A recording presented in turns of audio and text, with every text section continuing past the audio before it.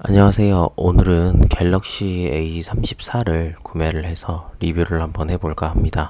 기존에 사용을 했었던 갤럭시 S21 울트라가 물이 들어가가지고 사용을 할 수 없게 돼서 인터넷으로 급하게 A34를 구매를 했습니다. 지금 현재 S23도 있고 플립 5 폴드 4가 나오긴 했었으나 이래저래 봤었을 때 지난번에 한번 보급형 폰을 한번 해가지고 구매를 해서 리뷰를 했었는데 반응이 꽤 좋았고요. 그리고 올해 A34 역시 출시가 되었는데 성능이 나름 좋더라고 해가지고 한번 구매를 했습니다. 그리고 언박싱을 했는데 내용물은 간단하네요. 케이블 하나랑 이렇게 핸드폰 하나가 있고요. 저는 바이올렛 보라색으로 하나를 구매를 했습니다. 일단 A34 5G 같은 경우에는 방수도 되고요. 그 다음에 슈퍼 아몰레드 120Hz 디스플레이가 장착이 되어 있습니다. 그러다 보니까 이전에 60Hz로 썼던 거에 비해서 훨씬 더 자연스러운 화면을 볼 수가 있는 거고요. 그리고 물과 먼지에서부터 드디어 이제 IP67 등급의 방수 방진 기능까지 이번에 탑재가 됐다고 하더라고요. 그러다 보니까 꽤나 매력적인 거고요. 그리고 이제 이 A34 뒷면을 보시면 이전에는 약간 싸구려 플라스틱 재질이었다면은 요거 같은 경우에는 카메라 배치부터 렌즈가 일단은 3개밖에 없어요. 기존에는 30성 같은 경우에는 큰 거 3개, 작은 거 2개 이런 식으로 해가지고 좀 이상했었었는데 카메라 3개로 S21처럼 약간 깔끔하게 이렇게 해줬고요. 다만 그 약간 그 카메라와 이런 뒷판을 분리해주는 약간 이런 느낌은 없이 약간 아이폰 같은 느낌으로 되어져 있긴 하는데 되게 깔끔하니 제가 보기에는 괜찮은 것 같습니다. 다만 한 가지 조금 아쉬웠던 점은 이제 이 카메라 렌즈 3개 이 가장자리 부분을 손으로 만졌을 때 꽤나 날카로웠다라는 느낌이 들더라고요. 그러니까 자칫 좀 세게 만지면 손이 베일 수도 있을 것 같은, 그러니까 지금 마감이 약간 좀 그렇게 완벽하게 처리가 되지 않은 상태로 나왔다라고 하는 거겠죠. 근데 이제 일반 플래그십에 비해서 보급형으로 판매를 하는 폰이다 보니 이것까지 바라는 것은 약간은 좀 너무 과한 욕심이지 않나 라고 생각을 하는 거고요. 현재 삼성 공식 홈에서 판매하는 금액을 봤었을 때는 50만원 가까이 49만 9천원 정도에 판매를 하고 있는데, 인터넷을 잘 뒤져보시면 이런저런 행사를 하면은 최소 한 39만원까지는 구매가 가능하신 것 같습니다. 저 역시도 39만원 정도에 구매를 했고요. 그리고 이제 전면부 같은 경우에는 이제 그 가장자리 테두리 같은 경우에는 그렇게까지 썩 두꺼운 느낌은 아닙니다. 아닌 것 같고, 그리고 이제 유심 트레이를 열어봤는데 항상 그러는 게 이 보급형 같은 경우에는 항상 SD 카드 슬롯을 만들어주는 것 같더라고요.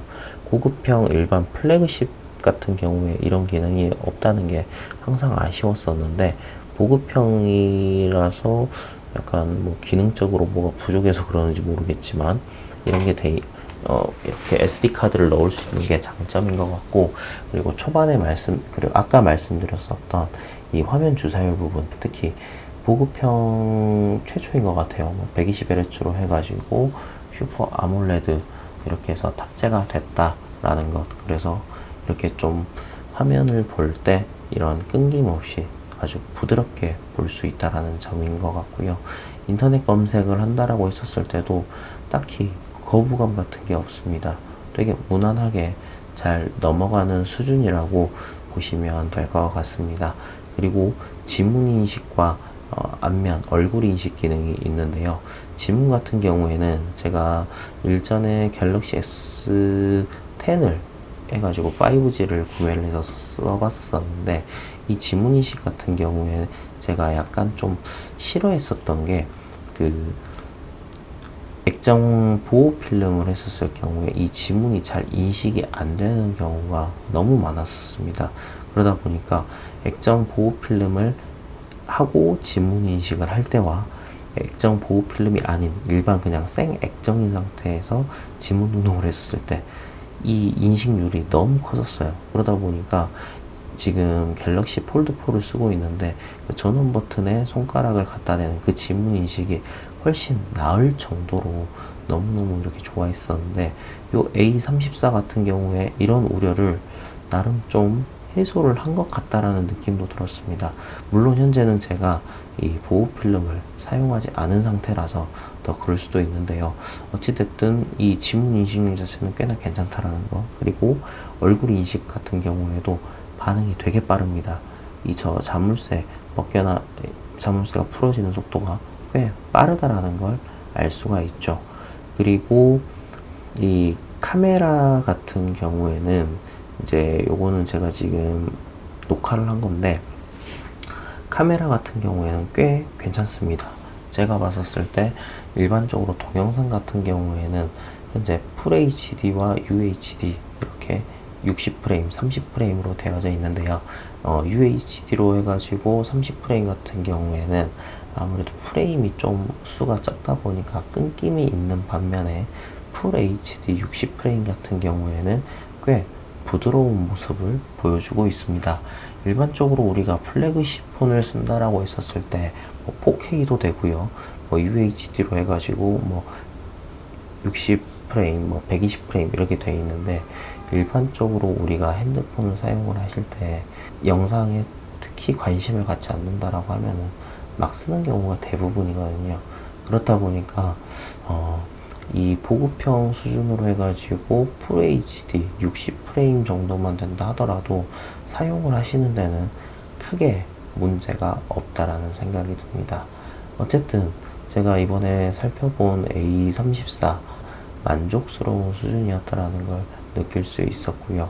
아마 이거를 일반 분들이 구매를 하신다라고 했었을 때 가성비가 꽤 좋다라고 저는 생각을 합니다. 그 이유는 플래그십 같은 경우 현재 플립이라든지 S23 했었을 때 기본적으로 100만 원이 넘어가요.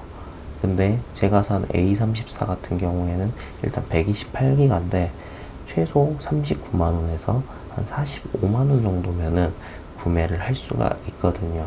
그렇다 보니까 중고등학생이라든지 아니면 어르신들, 부모님 같은 경우에 전화나 카톡 수준만 한다고 했을 경우에는 크게 무리가 없을 정도로 꽤나 매력적이라는 것.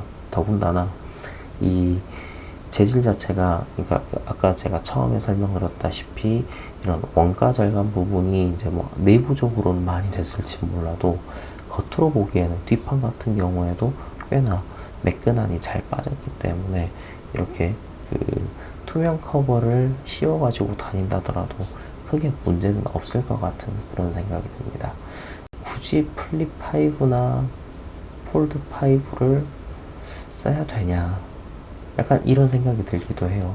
이런저런 기능은 당연히 있긴 하겠죠. 근데 현실적으로 봤었을 때는 A34가 대세인 것 같습니다. 이상으로 리뷰를 마치겠습니다. 감사합니다.